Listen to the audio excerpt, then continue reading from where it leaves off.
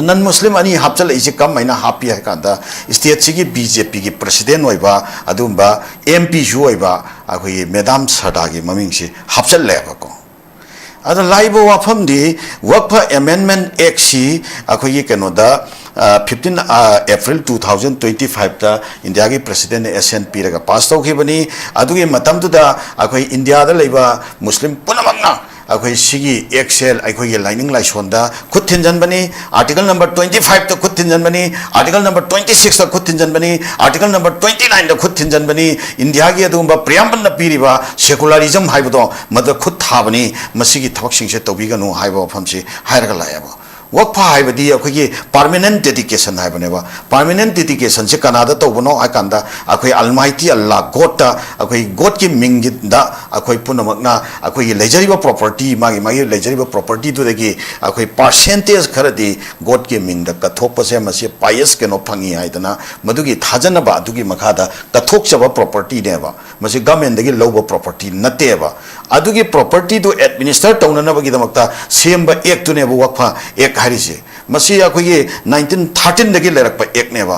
1923 दा 1920 के 7 दा 30 का 7 दा तुगा 1954 दा अदगे 1995 दा सिगी एक सी अमेंडमेंट लैखरेबा को अद लैखरेबे अमेंडमेंट पुनमक से वर्कफा से डेवलप तौननबगी दमकता लैखिबे अमेंडमेंट ngaktaneba हाना ममांग दा लैखरेबे अमेंडमेंट सिंग अद हाउजिकते कैदौरे 2025 की अमेंडमेंट से हाइकांदा मरुओइना पोट मरी द खुद थारेबा अखोई वर्कफा की प्रॉपर्टी से सिगे matang sirisida akoi any person amana DC da complaint ama lakpa taragadi DC da madugi kano da supervision da property se confiscate to bang ngamgi power se DC da pithorak pagi wane ba adagi ani subada akoi gi sahi manga muslim se sahi manga phana practice tawdriba mi amana work magi property se masi work phata dedicate to we aroena sigi athing mam pisalak pai wane ba aduga ahum subadana karino non muslim inclusion in the workpa board haidi central workpa board or state workpa board se non muslim option be ayana ado mari subadana karino haiba kanda akhoi gi workpa by user si abolish to pagi board ne ba sigi hariba sing sigi matang da wide agitation si tawbada masi agitation si government of India sina tabi raktabadagi last ta kari dor hakana Supreme Court ta case tawnai Supreme Court ta case tawbasida akhoi gi Supreme Court ki BR akhoi gi Goai sigi justice bench sina akhoi gi September 15 2000 lano ja khusi political development me amama khoi urina mathang muthang lakpasida khatang aina thida pusilak base hujik se khatang contradictory oire adubu as a part of the political development one of the akhoi gi pending issue side there so work for gi sige amna kanu oire haidar hujik state na work for board sige sem gi matang state da akhoi hujik am issue sam oiri oira kan da akhoi gi magi chairman tingi office chairman office ka leidam bai phamam bagi wahau wathok haitare mayam am de haudan tar state da akhoi gi muslim gi MLA sing gi no response adagi di akhoi gi kanu am pupi react to ba haitare adu so u de haitare adu sige political development as a undisputed maitei pangal akhoi gi leader haitare kamaina thambiding am ten thambiyoja khoi se survla workpa gi matang si lakpa kanda ma khoi aina ngasai dagi khoi gi NRC gi natraga cabinet expansion gi matang da khoi gi hi thamjari ba ton se khaitang sense to pa ya na khali akhoi gi siresida state sida survla khoi gi akhoi state sigi akhoi gi miyam se masigi laiminnarakpagi magi akhoi kano ma composition ama magi structure ama mai kanglon ama tongan akhoi gi adagi puari dagi mathang chathang sum lakhiba akhoi gi oiba tongan ma composition structure ama lejari bane ba ko lengak lon gi oiba da soko mase karai dagi hawi haiba kanda akhoi gi pangan singi lining lai shonga mari leina ba hiram singse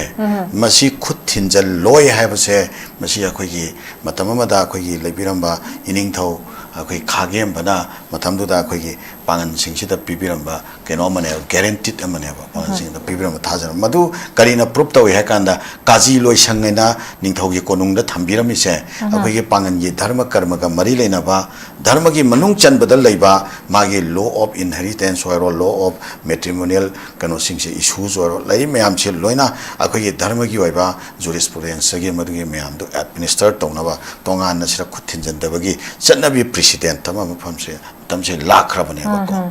सुमाई सुम लाखिबदुना अखोगी कनोदा 1947 दा सोबलासी मतेक सिमदंग I clear तौजरम गे को मयामदा 1947 दा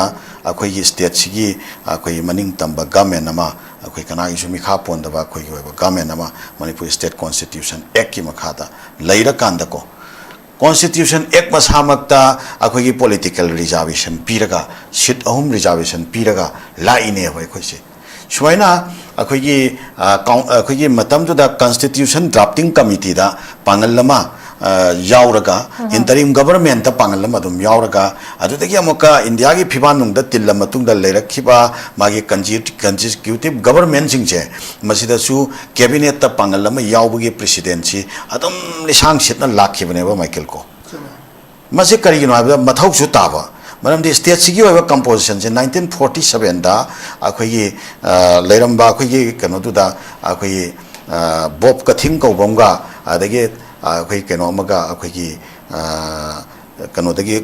अखोगी कुकीजो कांगबुदगी हाइगद्रा अखोगी थादौदगी हाइगद्रा अखोगी कनो constitution drafting committee सिदा अमा यारमी मागा अरे अखोगी पांगनदगी अमगा मैतैदगी अनीगनेबा सिननेबा constitution Manipur state constitution draft तौग्रिसे अदे मथंग कैबिनेट खुदिंगमक्ता पांगनगी मफम अमा बाट अमा दुम पीरगा लाएबा मसी तंगाई फदन स्टेट सिगी ओइबा डिसीजन मेकिंग बोर्ड कनोसिदा हाईएस्ट डिसीजन मेकिंग बॉडी सिदा यावन भम थोपा खै पांगन सिगी हक अमने ना मसी प्रेसिडेंट लाएबा कॉन्स्टिट्यूशन दे इद्रसु अदो करम कांदगी मसी की पोसे लौथुई हाय कांदा 2017 दा बीजेपी की गवर्नमेंट लाखपदैदी अखोगी पांगनसी कैबिनेट अम्भौ याउद्रे मथंगी गवर्नमेंट अमुक लाई बीजेपी की आदसो अखोई कैबिनेट अखो अम्भौ याउद्रे अदो हंदक की गवर्नमेंट से अमुक लापा कांदना करी तौरे है कांदा नागादा डिप्यूटी सीएम एमपी कुकीदा डिप्यूटी सीएम एमपी को अदो अखोई पांगनदगी कैबिनेट सु याउद्रे डिप्यूटी सीएम दि तोरो पुंग याउद्रे द हाउसिंग ना अमुक करी तौरे है कांदा वक्फा बोर्ड है ना कोई स्टेट वक्फा बोर्ड से मसीगी बोर्ड से सेम बमतमदा मी तरेत खकी ममिंग लाउथोपदा अखोई नन मुस्लिम अनी हापचले नन मुस्लिम अनी हापचले इसे कम महीना हापी है कांदा स्टेट सिगी बीजेपी की प्रेसिडेंट होइबा अदुंबा एमपी जो होइबा अखोई मैडम सरदा की ममिंग से हापचले बको अदा लाइबो वाफम दी वक्फा अमेंडमेंट एक्ट सी अखोई कनोदा 15 अप्रैल 2025 ता इंडिया की प्रेसिडेंट एसएन पीरगा पास तौखिबनी अदुगी मतमदुदा अखोई इंडिया दा लेबा मुस्लिम पुनमकना अखोई सिगी एक्सेल अखोई लाइनिंग लाइसोंदा खुद थिनजनबनी आर्टिकल नंबर 25 ता खुद थिनजनबनी आर्टिकल नंबर 26 ता खुद थिनजनबनी आर्टिकल नंबर 29 ता खुद थिनजनबनी इंडिया की अदुंबा प्रियम्बल पीरिबा सेकुलरिज्म हाइबदो मद खुद थाबनी मसिगी थबक सिंसे तौबिगनु हाइबो फमसी हाइरगा लायबो वक्फा हाइबदी अखोगी परमानेंट डेडिकेशन हाइबनेबा परमानेंट डेडिकेशन से कनादा तौबनो आकांदा अखोई अलमाइटी अल्लाह गॉड अखोई गॉड की मिंगदा अखोई पुनमकना अखोई लेजरिबा प्रॉपर्टी मागी लेजरिबा प्रॉपर्टी दुदगी अखोई परसेंटेज खरदी गॉड के मिंगदा कथोपसे मसे पायस केनो फंगी हाइदना मदुगी थाजनबा अदुगी मखादा कथोकचबा प्रॉपर्टी नेबा मसे गवर्नमेंट दगी लौबा प्रॉपर्टी नतेबा अदुगी प्रॉपर्टी दो एडमिनिस्टर तौननबगी दमकता सेमबा एक तुनेबा वक्फा एक हारिसे मसी अखोगी 1913 दगी लेरकपा एक नेबा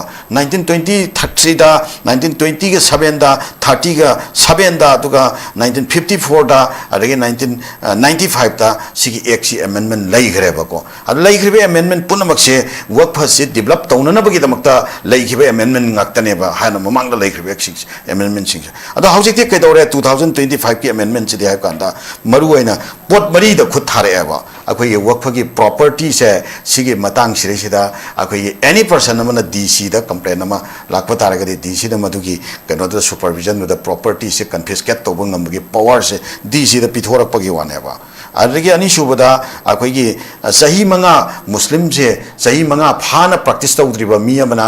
मागी प्रॉपर्टी से मसे वक्फा दा डेडिकेट तौब यारोयना सिगे अथिंग मम पिसलकपय वानेबा अदुगा अहुम सुबदना करिनो non Muslim inclusion in the Waqf board हाइदी सेंट्रल वक्फा बोर्ड और स्टेट वक्फा बोर्ड से नन मुस्लिम हापसन बेयायना अदो मरी सुबदना करिनो हाइबा कांदा अखोई वक्फा बाय यूजर सी एबोलिश तौपगी पोट नेबो सिगी हारिबा सिंग सिगी मतंग दा वाइट एजिटेशन जी तौबदा मसी एजिटेशन सी गवर्नमेंट ऑफ इंडिया से ताबी रक्तबदगी लास्ट करी दौर है कान सुप्रीम कोर्ट तक केस तौनै सुप्रीम कोर्ट तक केस तौबसिदा अखोगी सुप्रीम कोर्ट की बिआर अखोगी गोवाई सिगी जस्टिस बेंच सिना अखोगी सेप्टेम्बर 15 2025 ता मान ऑर्डर ताई हारिबो ऑर्डर सिदा करी हरके दा अखोगी मागे लरिबा कनो सिगी एंटायर लेजिस्लेशन से पुलअप स्टे तौबसी मा अयाबा पीद्रे अदुई मोहता मान पार्शियल स्टे की अयाबा पीएबा पार्शियल स्टे सिगी मनुंगदा मरुआइना डीसी दा पीबा हेनबा पावर आदि वफदा लेबा प्रॉपर्टी दो स्टेट ना लौसन बंगंबगी कन्फिस्केट तौब ngambagi पावर मोन पीदो मदु हौजिकी केस सि लोइद्रि फावबा स्टे तौरे अदो अनि सुबदा अखोगी नन मुस्लिम सॉरी अखोगी 5 इयर्स मागी प्रैक्टिस रूल से सही मंगा प्रैक्टिस तौक्रिबा मियमना वफा डेडिकेट तौ यादे खोते सिस्टम दि स्टेट लुगा अनि सुब सिना स्टेट तौदना अदुम अपहेल तौरगा थंबिरंबा प्रोविजन अनि खगलाई अमना नन मुस्लिम इंक्लूजन अदुगा अमना केनोगी मतंग नि अखोई वफा बाय यूजर की मतंग मतंग से सिदा अखोइना लाक्सनिंगी बा पोचिना हौजिक सुप्रीम कोर्ट मसी इंडिया दा लेरिबा मियाम सिना मुस्लिम मियाम सिना पेन ततना सुप्रीम कोर्ट केस तोरिमनी पाक्सन लार्ज स्केल दम मेजिटेशन तौग्रमनी मणिपुर दा लेरिबा पानन लाख अहुम सिगी थमोई नाबा खाइदगे थमोई काइबा पोसक अम ओइरिबनी मरमदी आइगे रिलीजियस की पायोस पर्पस की दमकता चैरिटेबल पर्पस की दमकता आइगे लेजबल लम लंथुम कथोकचबा अदुगी पोतु एडमिनिस्टर तौननबा आइबदी मद्रसा कब्रस्तान इदिगा मसी एडमिनिस्टर तौजननब थंबा वक्फ बोर्ड सिरेसिदा स्टेट गवर्नमेंट ना अखोगी नन मुस्लिम हापचन गनी हाइबा वफम अमा लागतारगदी मदु अखोगी मुस्लिम सिंगी हार्ट से सिरेसिदा ई ताबा पोट अमनेबको अनु सिगी पोटसी मियाम सिगी इंटरेस्ट यंगा मियाम सिगी पेन दब सियंगा स्टेट गवर्नमेंट ना अदुंगै 1606 तगी अखोगी लेरखिबा लैंगाक ता अखोगी लेरखिबा अखोगी रिलीजियस कमरी लेनबा पर्पस द खुद थिनजनदबा हाइबा निंगथौगी हातक तगी लेरखिबा मागी लिसांग सेना लेरखिबा सिगी केनो मयाम से मसिकी बीजेपी के कांगू से मणिपुर से सिरिस अखोगी मरक्ता मुक्सिन नौन पुसलागा अखोई कांगू बसेन सि खनान बसी लोइसुना खनान दबा याति हाइबगी हिडन एजेंडा लेबैरा करिगिनो सुंबा थबक अमा सुमाइना पाइखलक पसे मसिदी याम सीरियसली अखोई लौगनी अदुगा मखा तरकपदा वफम तक हाइजोगे को मखा तरकपदा मसे अखोई मणिपुर लेरिबा अखोई पांगन सिंगना मसी नेवर अखोई कंप्रोमाइज तौरोय सी इशू से नेवर कंप्रोमाइज तौरोय अखोई ऑल मणिपुर मुस्लिम ऑर्गेनाइजेशंस कोऑर्डिनेटिंग कमिटी ना अखोई एपेक्स बॉडी अमोइना हौजिक फाव अखोई इशू सिदा अखोई चपचाना अखोई याउद्री अखोई मसिरेसिदा इन्वॉल्व तौद्री याम कन्ना इन्वॉल्व तौद्री बको आइको आन मसिरेसिदा सिमतंग हाइजौगी गे लोसलगे मसिरेसिदा अखोई Laiba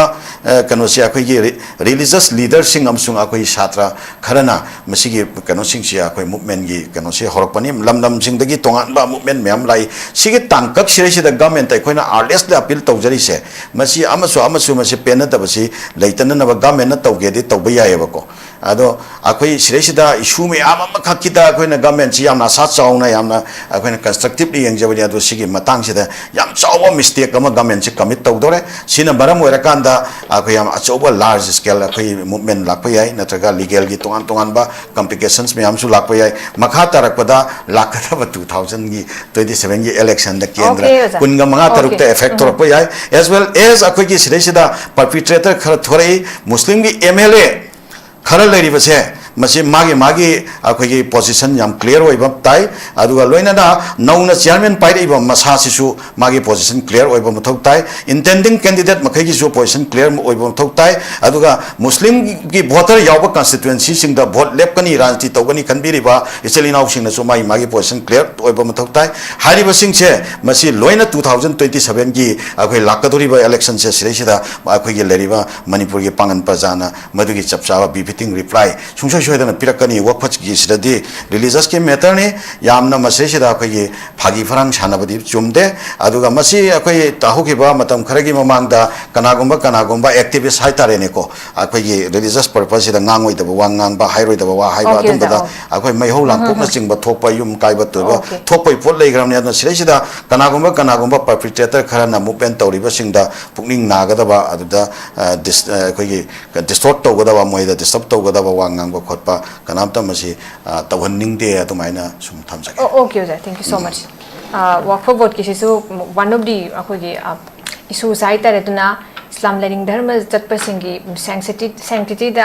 formation of work for vote especially in the state hai tare ko India pa mu cha ba si heu thokan taw ki masina kadai phawba sokhali masung sukhande sile Islam learning dharma chatpa ko mete pangal singna asa kari kari stand sing lorok pa ya habna chingwa form du su laide masi jo ko issue jam ni state sigi. Now coming back to topic how